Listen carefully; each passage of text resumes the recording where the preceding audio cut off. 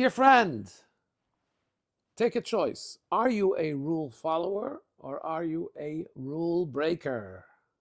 Let me give you an example. There's a story they tell about a Swiss guy. He wanted to buy a ticket from one destination, one place to the next. And so he goes to the ticket officer. He says, I want a ticket on the train, but I want to be seated in the direction that the train is going, please. Of course, the ticket officer sold him a ticket and says, rest assured, you are facing the direction that the train is going. He gets to the end of the train line, the stop, he gets off, and he's fuming, and he goes to the ticket office. He says, I have a big complaint against this ticket company. What's the problem? He says, well, I bought a ticket and insisted that I wanted the seat to be facing frontwards, while it was facing backwards. So the ticket conductor says, oh, yeah, I feel so bad for you, but certainly you could have asked the person sitting across for you if he would switch seats with you, and you would be sitting facing, and he would be sitting opposite. And the irate Swiss man said, that's exactly the problem. There was nobody sitting opposite me. You get it? You get it? He was such a rule follower that he couldn't comprehend that if he bought a seat, that he could actually change his seat when there's nobody else there anyway. Some people innately are rule followers, but some people are innately rule breakers, even when the rule is really a good rule and you should follow it. They first try and find a way around until they realize, hey, the rule makes sense. Who are you? What are you?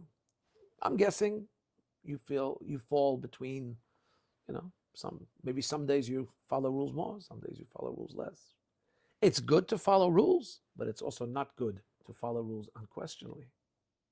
If you're not questioning, you may be that the rule is mistaken, or maybe it doesn't suit you, or maybe there needs to be an exception.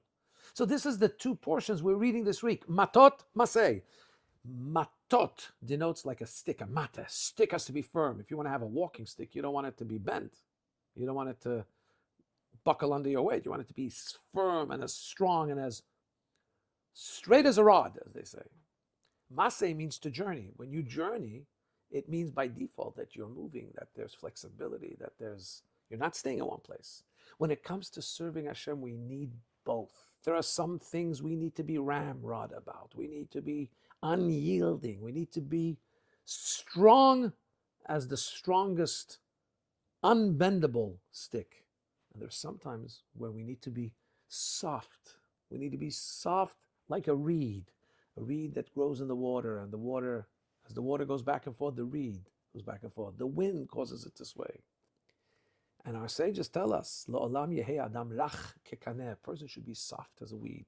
When it comes to interpersonal relationships where it's important for us to accept somebody else, to be compassionate to somebody else, and not always to be so particular about our own space and about our own entitlements.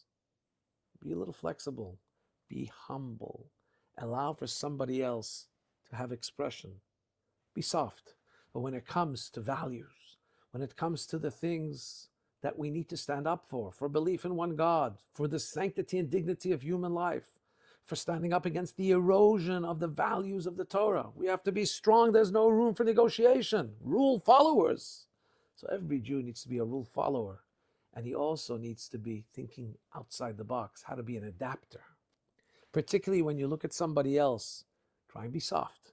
When you look at yourself, you should be soft as well. Don't be over-judgmental, but don't allow that self-love to make you make the great mistake that you're just okay the way you are. We always want to be moving, right? Be stuck in your position, but don't be stuck in your growth. Moving, maseh. Life is a series of journeys. Continue to journey. Journeying leads you to the most incredible place. The world today is a different place because one man started to journey. Hashem told Avram, Lech lecha, move, go. And from that started the entire movement of monotheism. And from that started the seeds of our people, the Jewish people, who are ever growing, developing, fluid, and yearning and praying for the final, beautiful, eternal journey of Mashiach. Now,